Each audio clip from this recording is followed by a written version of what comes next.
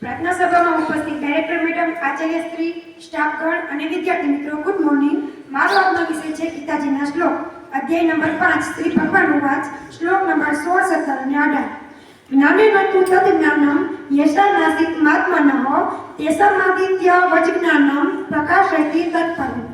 પણ જેમનું એ અજ્ઞાન પરમાત્માના તત્વજ્ઞાન વડે નષ્ટ કરી નાખવામાં આવ્યું છે, એમનું એ જ્ઞાન સૂર્યની જેમ એ સચ્ચિદાનંદ ઘન પરમાત્માને પ્રકાશિત કરી દે છે, એટલે કે પરમાત્માના સ્વરૂપનો સાક્ષાત્કાર કરાવે છે. તદ્બુદ્ધ યસ્તદાત્માનસ્ત્ર ત્રિષ્ટાસ્ત પરામિયાણઃ ગચ્છત્યુ પુનરાવૃત્તિમ જ્ઞાનનિર્ધુત કર્મશાહ.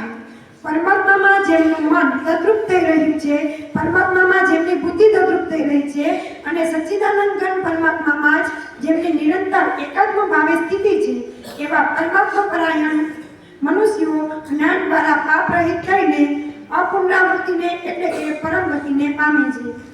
વિદ્યા વિનય સંપન્ને બ્રાહ્મણે કવિ હસ્તિની સુની ચૈવ સ્તોપાકે ચ પંડિતઃ સમદર્શિનઃ. એવા જ્ઞાનીજનો વિદ્યા અને વિનયશીલ બ્રાહ્મણમાં તથા ગાય, હાથી, કૂતરા અને ચાંદરમાએ સમાન દ્રષ્ટિવાળા જ હોય છે. અસ્તુ.